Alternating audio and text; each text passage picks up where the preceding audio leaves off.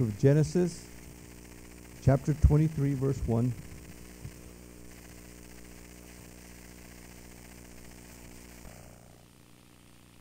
Chayei Sarah. Chayei is from the word Chai. Chai is life. Chai is to live. And Chayei Sarah means Sarah lived. Sarah lived. It's interesting, again, for the many years that Torah has been taught, the question has always been asked, why does it begin with Sarah lived and not Sarah died? Because every other time it talks, this is the only one where it talks about life before death. And obviously, life comes before death. In fact, when you look at the life cycle events in Christianity or even in the world, because life cycle events are events that occur in the world. The life cycle events normally begin with birth, marriage, death. Those are the main life cycle events that every person in the world from Adam has had: birth, marriage, and death. But the scriptures don't begin with birth, marriage, and death. Actually, the scriptures begin with marriage. And then birth, and then death. The reason it begins with marriage is because, we have that idea, what came first, the chicken or the egg? Well, we know that biblically, the chicken came first. That's not a no-brainer for those of you that are creationists, because Adonai created the chicken, right? And then the chicken laid the egg. That's very easy to comprehend. But when it comes to understanding the life cycle events biblically, we find out that Adonai created man as male and female, and then it says he created them, and then he blessed them and told them, be fruitful and multiply. So the first thing that Adonai does after creation is he performs the first marriage. And after the first marriage, then they have children. And of course, one of those children dies. Abel is killed by Cain. And of course, we see the marriage of Cain. And again, the process begins with Cain of now birth, marriage, and death again. But here with Chayei Sarah, and Sarah lived. Watch what it says. And Sarah lived, or the length of Sarah's life was, and I'll give it to you in Hebrew terms, and the way we read it in the Hebrew: 100 years, 7 years, and 20 years. The actual Hebrew says 100 years, 7 years, and 20 years. So Sarah lived 127 years, according to the way we would say. We have my mother passed away at 89 years. Just think of how many years your fathers, your mothers, and brothers, sisters, maybe even sons and daughters, how many years did they live? How many years did they live? And every time you go to a funeral, from now on, every time you go to a funeral, and again, as we said, some funerals that we go to are very tragic. We've done funerals for suicides and murders and auto accidents. We've done funerals for a lot of different, in all the funerals that I've done in, the 45 years of me being in ministry. I look at all the funerals, and many of them are very tragic. Some are funerals that you kind of go, it is good that my loved one is not suffering no more, because some of them have gone through tremendous suffering for many years. And so we look at the death of someone and how the death occurred. We kind of, look at, we feel for them, but most of the time we never look at how they lived. In fact, the word eulogy, when you give a eulogy, the word eulogy is the Greek word eulogia, which means a good word. Eu is good, and logos, good, word, a good word. So a eulogy is a good word. That's why when I have funerals, one of the things that I always like to do, of course, the biblical funeral is different than the funeral of the world. They have the body there. We do not have the body. By the way, if you are a member here or you want to do a biblical funeral, first of all, we do not cremate. Cremation is out of the question. We do not cremate.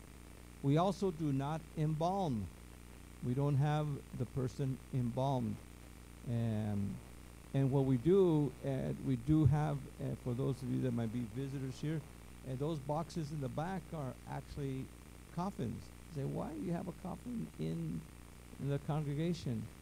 Because one of the most important ideas from a Hebraic point of view, and we'll see this in a little while, is the preparation, the preparing ourselves for our final end. Because one thing that we know is that we're not going to live in this earth forever. We're going to live forever. We're going to live eternally, but we're not going to live on this earth forever. Now, a lot of people have a problem with saying, in fact, I've had talked about with people and say, "Oh, don't talk about dying. I'm not, don't talk about dying." Well, dying is part of life.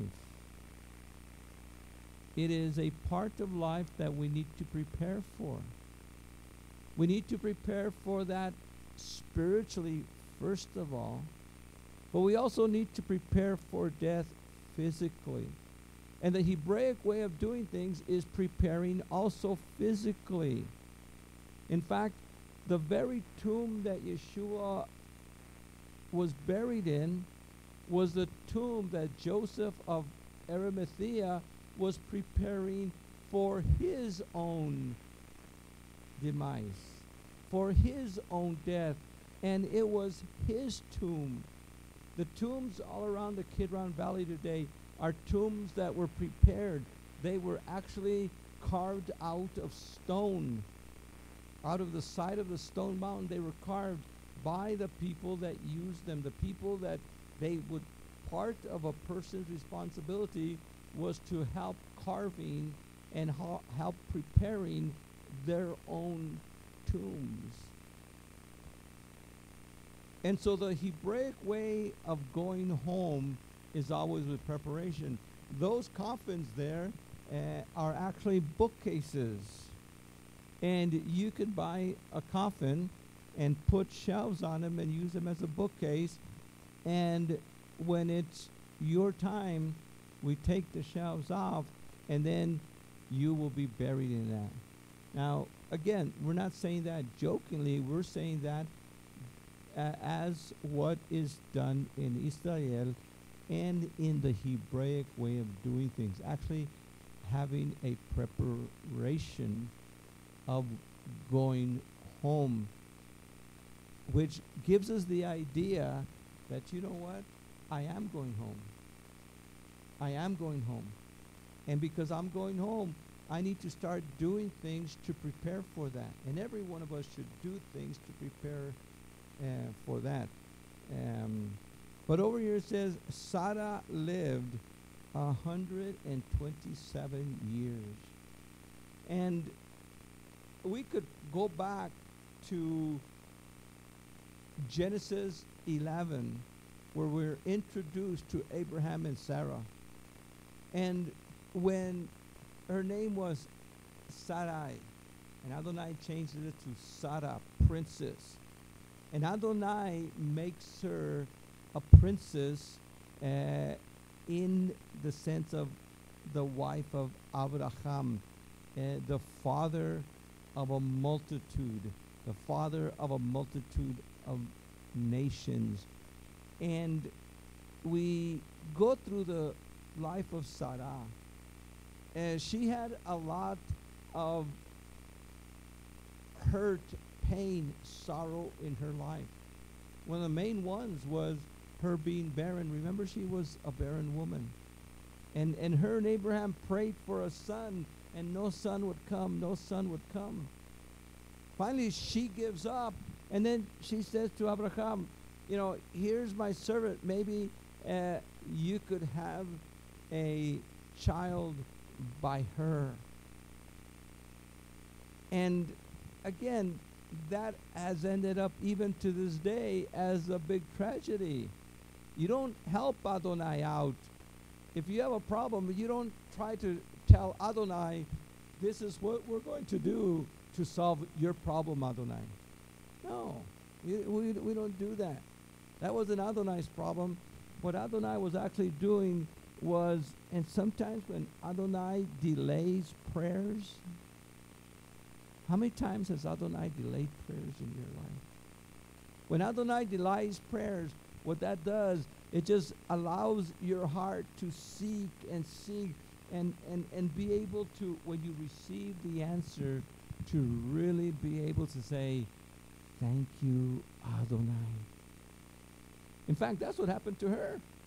Finally, even after she had the surrogate son, Ishmael, and it turned out that that wasn't Adonai's will. Adonai says, you're going to have a son, Sarah. And she laughed. In my old age, una viejita, I'm going to have a child. And when she was 90 years old, she had Isaac, laughter by the name. His name means laughter, because not only did she laugh, but also Abraham had laughed before, if you remember.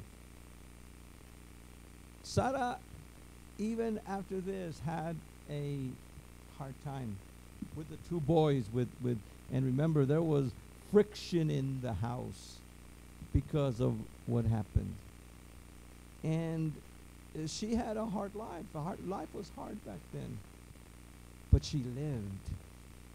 She lived 127 years. And Adonai wants to focus when someone goes home, whenever you go to a funeral, focus on their life. Have a good word of their life. Every one of us has a good word. There's something about everyone we meet that we could look at the good in their life.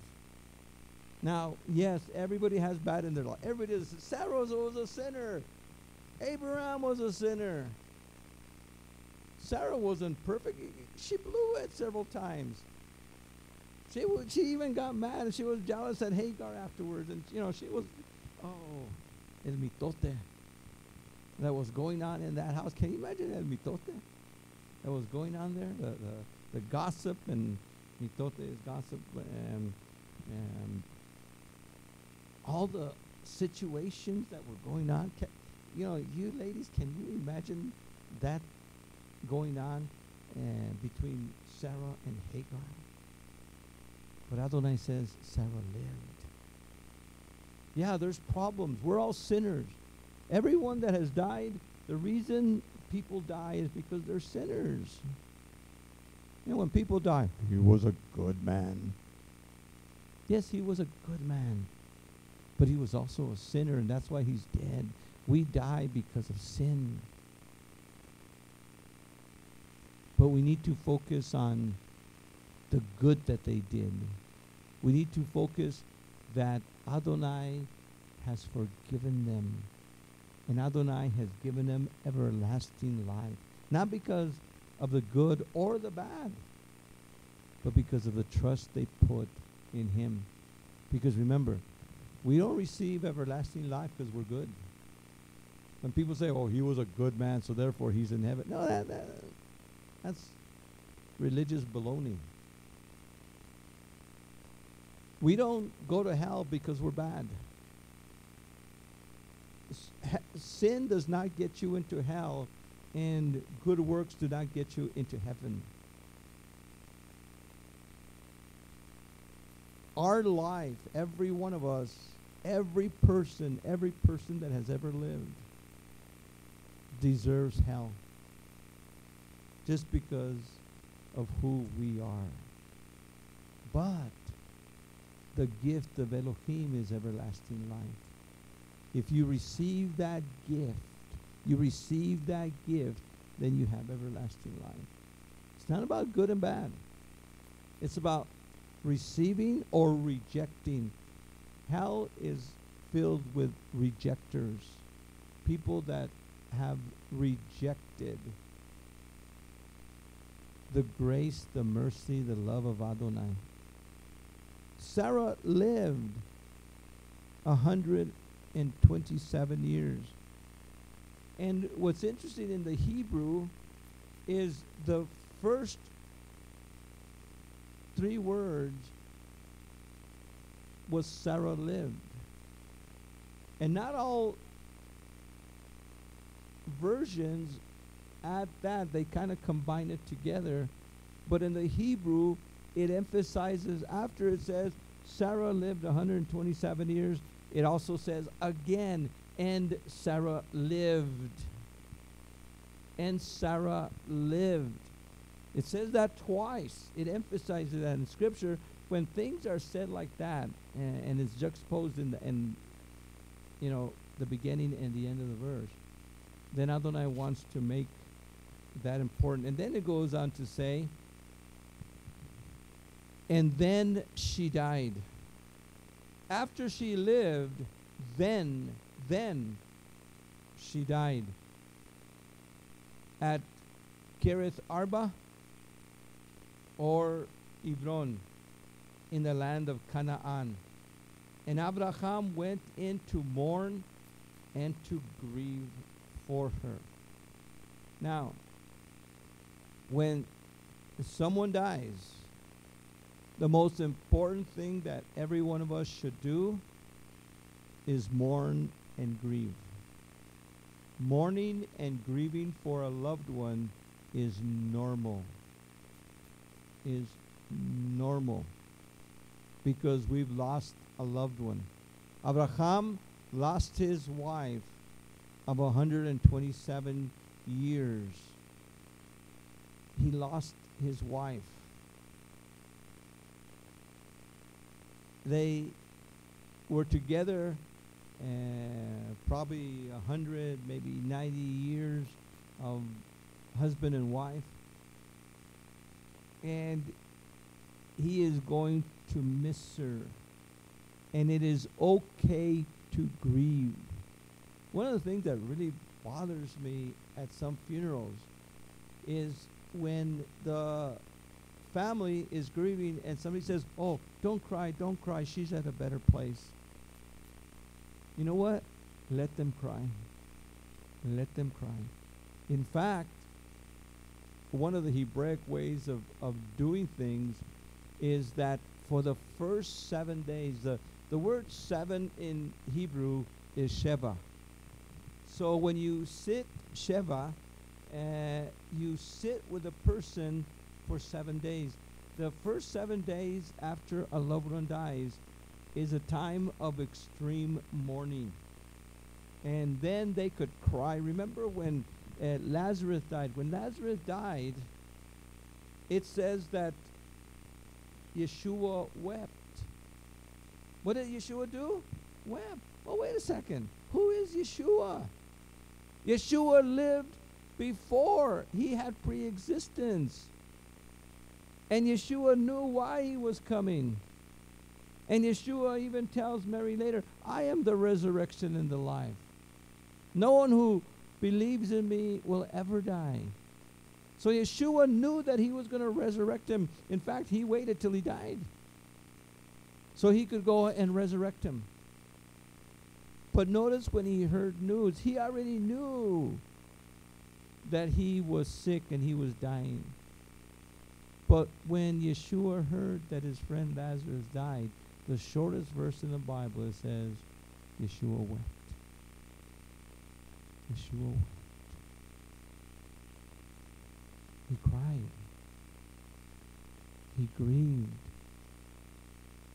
And he grieved because of death. You know, up until Yeshua, death was an enemy.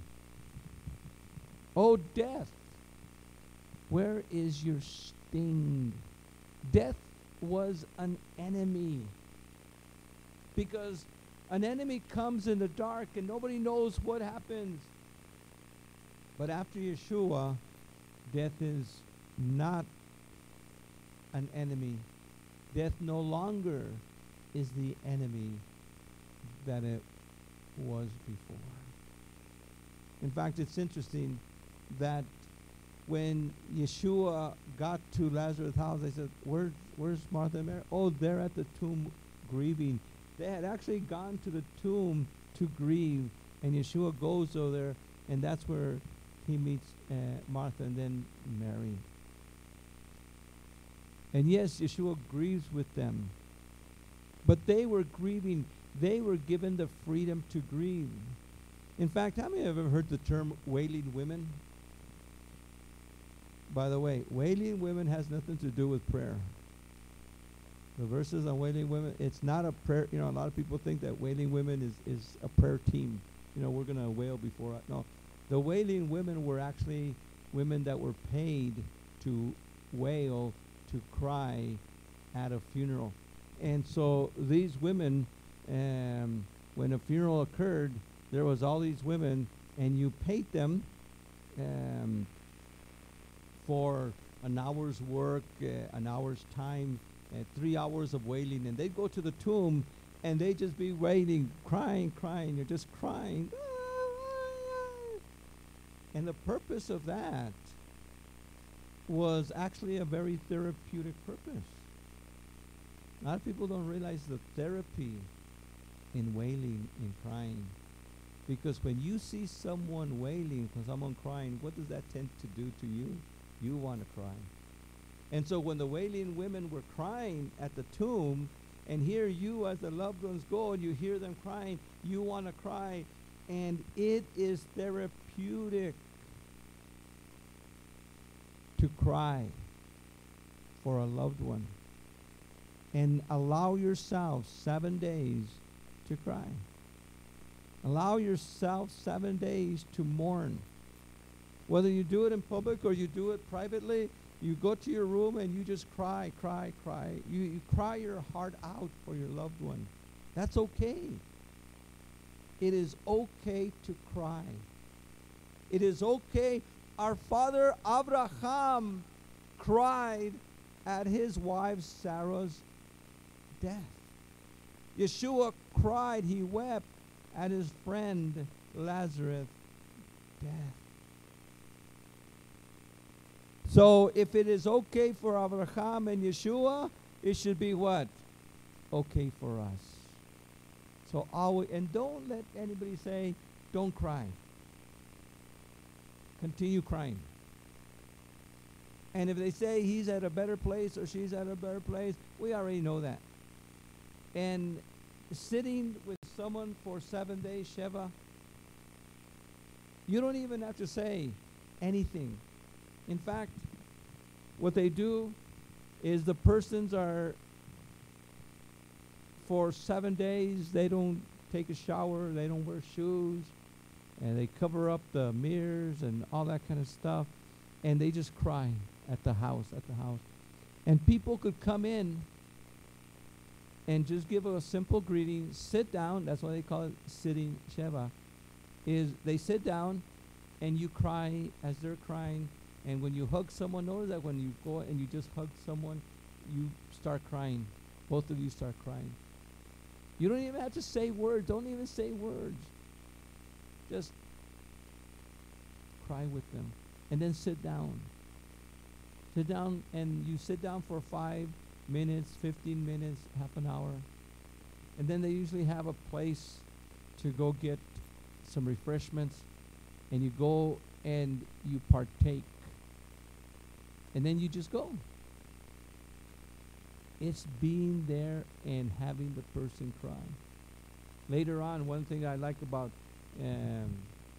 doing eulogies and having open eulogies where anybody could come and speak is, and I always say something about the person that could be funny. You know, like something that occurred between you that everybody laughs. And sometimes when you're saying a eulogy and it's funny and the loved one starts laughing and then they start crying, they start laughing and crying, that's therapeutic. That helps. That is part of the healing process, because remember, when someone dies, we want to heal. You know, it's interesting that when Stephen was martyred, the first martyr, and Stephen was martyred, and it says that the whole community wept and they grieved for Stephen. And that was okay. But Paul, in 1 Corinthians chapter 4:17, when he's talking about the resurrection and the rapture, says, we want you to know, brothers, that you should not grieve as those who have no hope. He didn't say, I don't want you guys to grieve. But I don't want you to grieve as those that have no hope. There's two types of grieving. Grieving with hope that we'll see our brother, our sister again. But the grieving is because we will miss them. But there is a grieving as those that have no hope. First of all, because they probably know they will never see that person ever again. And always remember, we're not going to, everyone that dies, we're not going to see them forever. Only the believers. This idea that people have at funerals, oh, we're going to see, I've gone to funerals where the people would be atheists or agnostics or people that have rejected Adonai, people that had, and people say, oh, now they're at a better place. No, they're not. They're at a worse place. They're at a worse place. We're not going to see them ever again. What did Adonai tell Moses and Moses tell the people? The Egyptians you see here today, you will never see again. And when you go to a cemetery and you look at that, all those graves, some will resurrect to everlasting life and we'll see them again. Some will resurrect to everlasting damnation and we'll never see them again. Not everyone that dies is going to receive everlasting life. We're going to see Abraham. We're going to see Sarah. We're going to see our loved ones that have died in faith, believing. But we're not going to see everybody. And you know what? The ones that, even though they might be your loved ones, close family members, but you love them so much. In eternity, it says there's going to be no tear in our eyes. So in other words, we are never going to even think of those that didn't make it.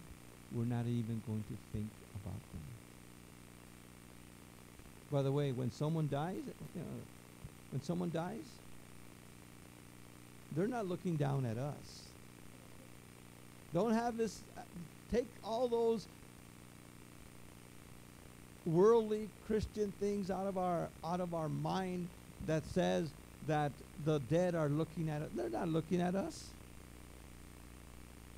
That's why we should never pray to dead people, even dead saints. They're not looking. They could care less about us. Now, we will love them for all our life, and they will be our loved ones for all our life. But they're not thinking of us. Guess what they're thinking of? Adonai. Think of it. If you are in the presence of Adonai, and Adonai is there, and He's your life, this is what you're waiting for. Why?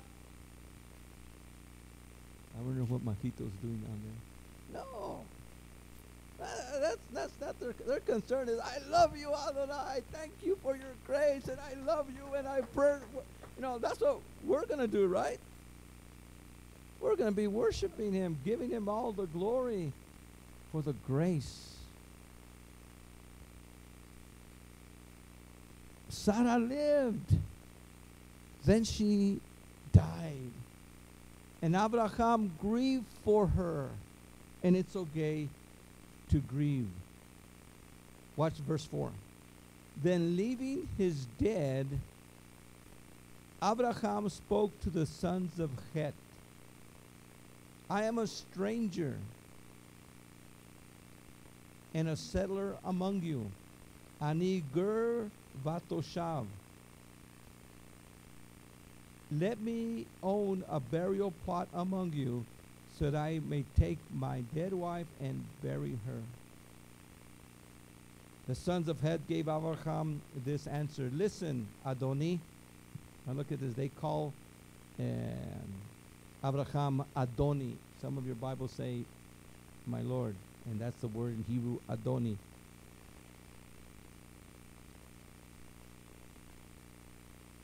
The sons of Het gave Abraham this answer. Listen, Adoni. You are a prince of Elohim among us. Can you imagine that? The sons of Het, the Hittites. These people saw Abraham, who had been called by Adonai to leave Ur of the Chaldees and come to Canaan, and they see him as a prince among them. And they see him as a prince of Elohim among them. And they say, bury your dead. Find a place, wherever you want, bury him. Bury your dead. Go do it. And of course, he bows down. Watch what it says in verse 7. Abraham rose and bowed to the ground before the people of the land, the sons of Het. If you are willing for me to take my dead wife and bury her, then listen to me. Intercede with the sons of Ephron, Zohar's son, to give me the cave he owns at Machpelah, which is in the edge of the land. Let him make it over to me in your presence at the full price. So he wants to buy Machpelah. He wants to buy this section of Hebron today, that is part of the southern Judah area today. And they talk about it, and he says, I make a gift of this land. I'll give it to you. And Abraham says, no, I want to buy it. You know, one of the things, have you noticed that we keep seeing this with Abraham? Remember with the king saying, oh, take what, and Abraham says, no, I don't want you kings to say, I've enriched Abraham. Abraham went out of his way to give a tithe to Melchizedek out of his own stuff, and he didn't want none of the stuff of that had come to him of the spoils of war. Over here we see Abraham's heart again, that no, he's not going to take a gift from these people. They're pagans. He doesn't want to give from. He wants to buy it. He wants a transaction, and he actually buys it. And it says there, verse 14 and 15, a property worth 400 shekels of silver. What is that between me and you? And so Abraham bought Machpelah for 400 shekels, or 400 weight of shekel. And he bought that, and the field and the cave were given over to them, and it became Abraham's possession as a burial plot. And we're going to find out later that Abraham is buried there also. And we also know that Rivka is buried there. Yaakov is buried there. Leah is buried there. The only one that is not buried there is Rachel. Rachel is buried in Bethlehem, in Bethlehem, and we'll hear that story as we go on. But this became the burial plot for the patriarchs. The word patriarch is the fathers. And the patriarchs of Abraham, Isaac, and Jacob, Sarah, Rebekah, Leah, and those are the patriarchs that are buried here in this area, Machpelah. I think me and James might be the only ones that have been to Machpelah. Anybody else been to Machpelah? You've been to Machpelah? Today, Machpelah, Hebron, is under Palestinian control. It's interesting that the places that Jacob, Abraham, and David bought are now given over to Palestinian control. There's 3 plots of land that Abraham, that Jacob, and that David bought, especially the Temple Mount.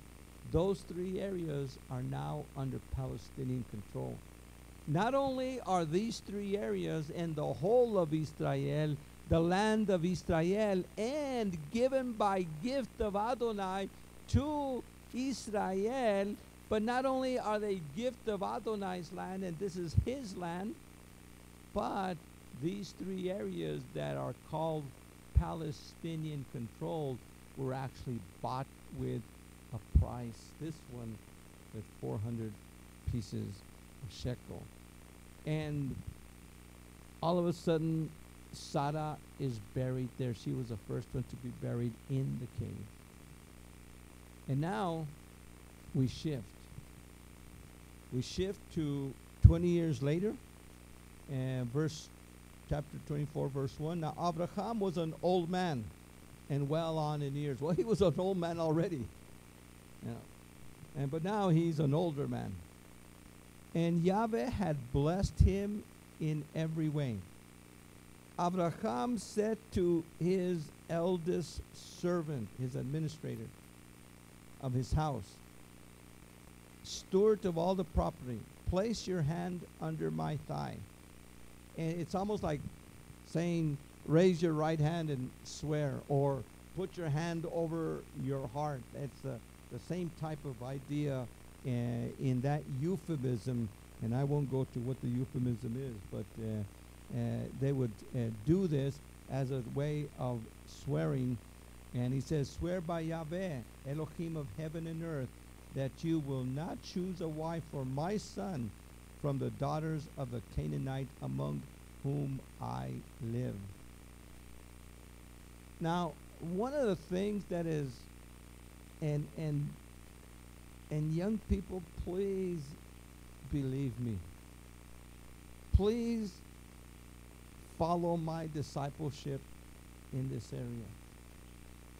One of the first things that we learn from the beginning is not to be unequally yoked. not to be unequally yoked. And this is the heart of every father. This is the heart of every mother. Not only was it Abraham's heart, I'm sure it was Sarah's heart, but she was dead. Now, after she dies, Abraham is getting old.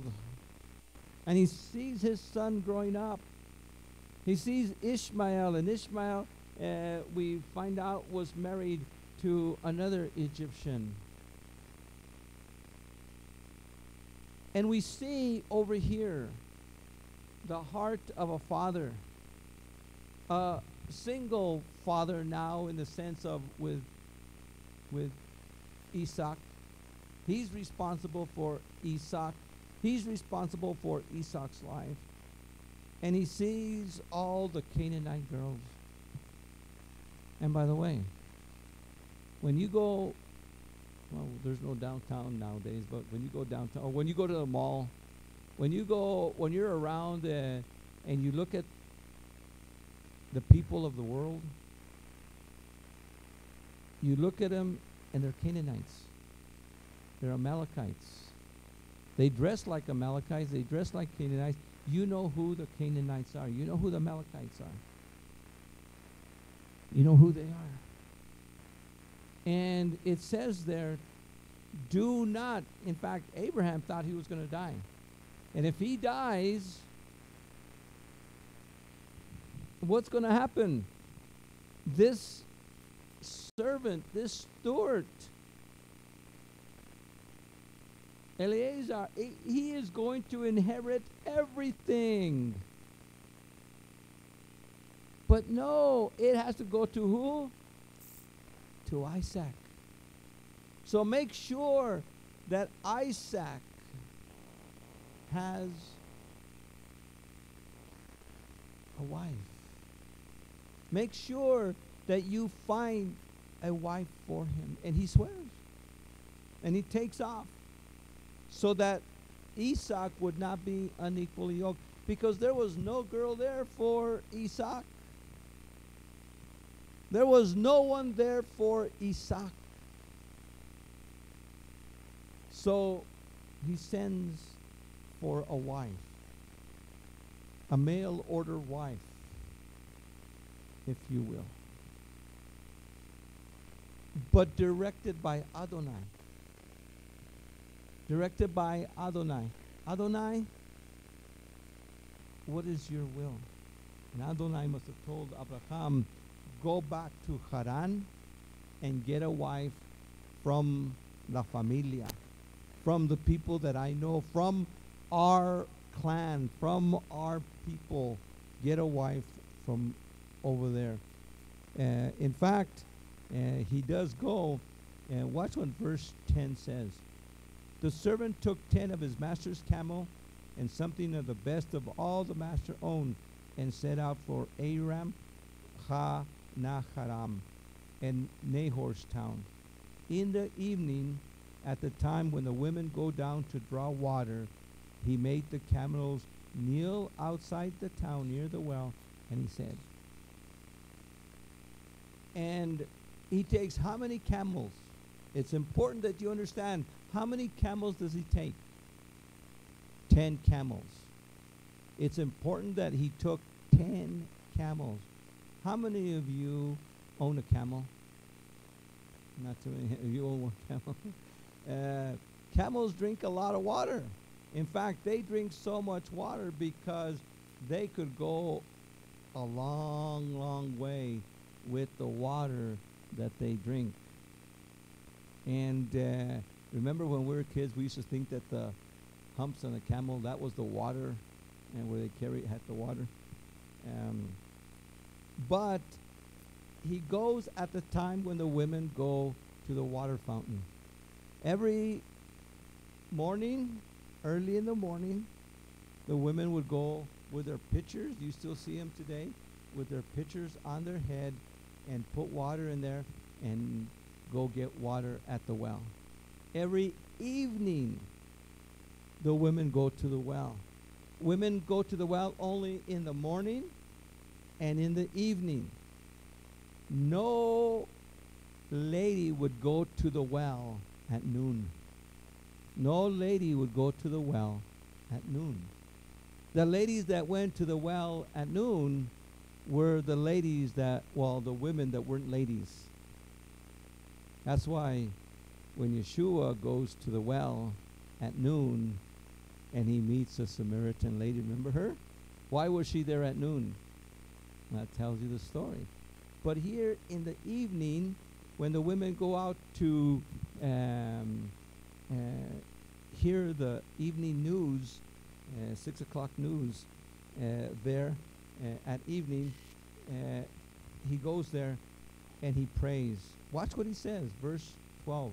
Yahweh, Elohim of my master Abraham, be with me today and show your kindness to my master Abraham. Here I stand by the spring as the young women from the town come out to draw water. To one of the girls I would say, please tilt your pitcher and let me drink. If she answers, drink, and I will water your camels too, may she be the one you have chosen for your servant Isaac. By this I shall know that you have shown kindness to my master. Now that's what we would call a fleece, right? Remember, Gideon throws out a fleece also. And so his fleece, is this idea is, I'm going to ask one of the girls, can you give me a glass of water? Can you give me some water? I'm thirsty. And if she says, I will give you water and also water your 10 camels, she's the one. Which, here comes this young lady. And he says, give me some water. And she gives him water. She looks at the camels, oh man. He'll probably say, oy vey. You know. And she takes off. She doesn't want to water 10 camels. Do you know how much 10 camels drink? By the way 10 camels would drink, it would be 150 gallons of water. What young girl today would say to some stranger, let me water your camels too, 150 gallons. If she had a 1 gallon pitcher, she'd have to go to the well and to the trough, to the well, to the trough 150 times. But one,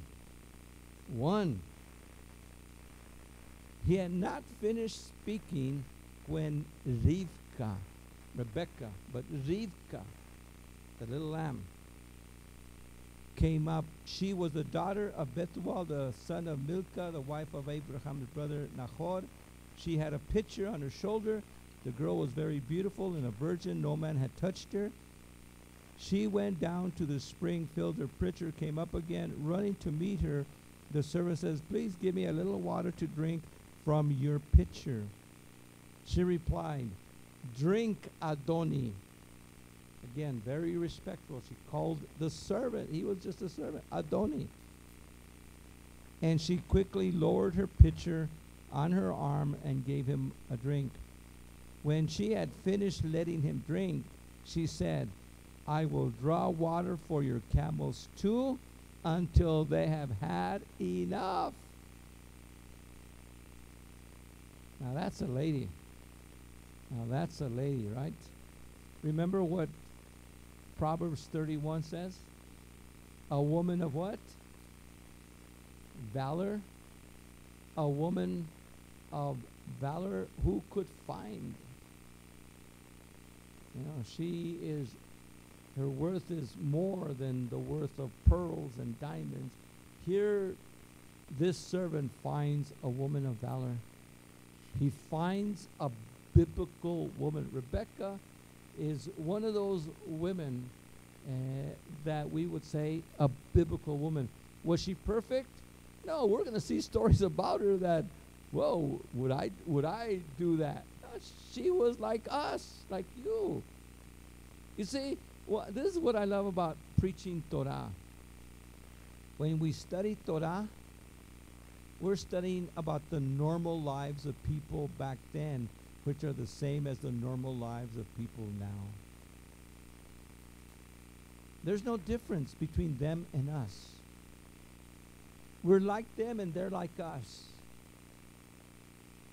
But they had something that many people don't today. They had an extreme faith that Adonai was going to work among them. Rivka, we're going to see next week, had that. And she goes, gives him that, and now he puts a gold ring on her nostril. That was something that was done in those days. Like today we would put a ring on the finger, an engagement ring. In this case, he, in a sense, put a ring on her nostril and clipped it on there and put bracelets. In fact, they were golden bracelets, and they must have been very heavy. Gold, pure gold. And she goes off and tells her family.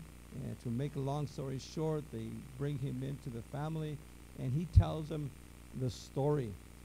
And we'll skip to chapter 24, verse 50, when now it's time. The next day, he wants to leave, and Laban and Bethuel replied, "This is from Yahweh. It is not in our power to say yes or no to you. Rebekah is there before you. Take her and go and let her become the wife of your master's son, as Yahweh has decreed." And so he says, I got to go back. Stay another day. No, I have to go back. I'm on a mission, a divine mission. Really was divine mission, because it was Adonai who put it in Abraham, because he didn't want Isaac to be unequally yoked. Parents, let's pray. And yes, there are times when you will pray and everyone has a what? Their own mind. Everyone has their own mind. And sometimes things go out of whack, out of the way you've prayed, out of the way you've taught. And then what you do at that time, the preaching is over, you just let go, and then now Adonai is going to have to deal with them in their consequences. By the way, none of us should ever preach to people about what wrongs they do. We should preach before, like right now, do not be unequally yoked. But if someone becomes unequally yoked, the preaching's over, and just let your hands say, okay, they're out of my hands, now they're in Adonai's hands, and now they're going to learn by the consequences of their actions. Always remember that. And so what happens is they ask her, do you want to go with this man? And she says, I do.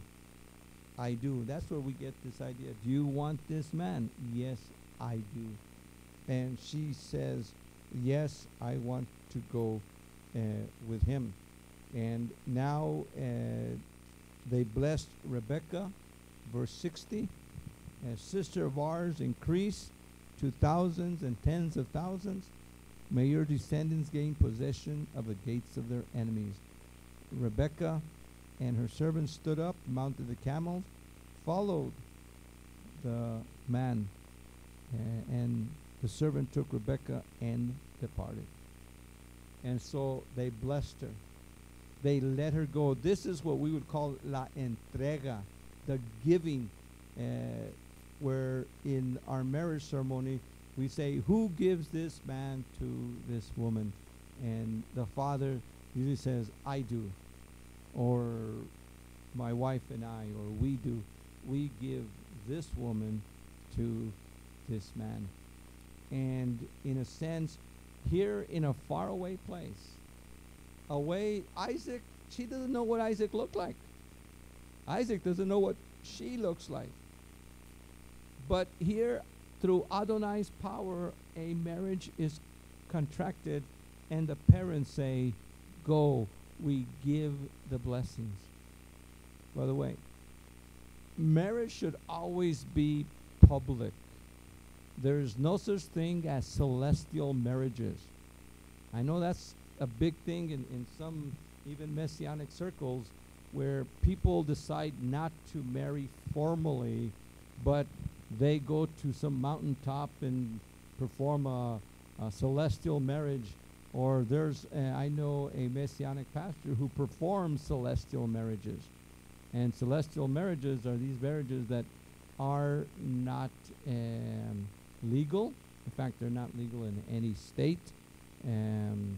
They are very much like common law marriages, and there is no legal status to them. But in this case here, even though it was done this way, it's the parents. The Abraham wants a wife for his son. The parents of the girl say, we give the blessing. Is this really what you want? And by the way, in a Hebrew wedding, it all depends on the girl. There's no such thing as, if the girl doesn't want to marry the guy, she has to get married. You know, a lot of people have a lot of strange ideas of that you're forced to get married, that they forced them. No, nobody in biblical was ever forced to marry. It's always on the girl. If she doesn't want to marry, she could say no. And today, they actually put a glass of wine there at when the girl and the guy would meet. They would put a glass of wine there, and the parents would introduce them to one another and say, do you want to marry this man? If the girl gets the cup and drinks it, it's formal. If the girl does not get the cup and she walks away, no marriage. Nobody could force her to get married. It's up to her. And we get that.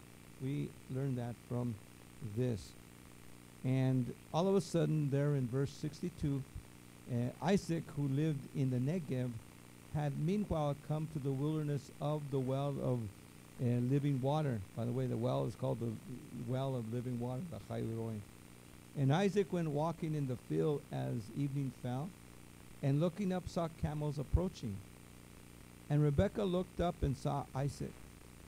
She jumped down from her camel and asked the servant, who is that man walking through the fields to meet us? And the servant replied, this is my master. Then she took her veil and hid her face. Again, in biblical times, the women the young ladies would be veiled. And in front of strangers, they would be veiled. And the veil was over the head, but the veil would also have a clip that they could clip over their faces. And again, that is not a Muslim thing. That was something that was even before them. And she covers her face. The servant told Isaac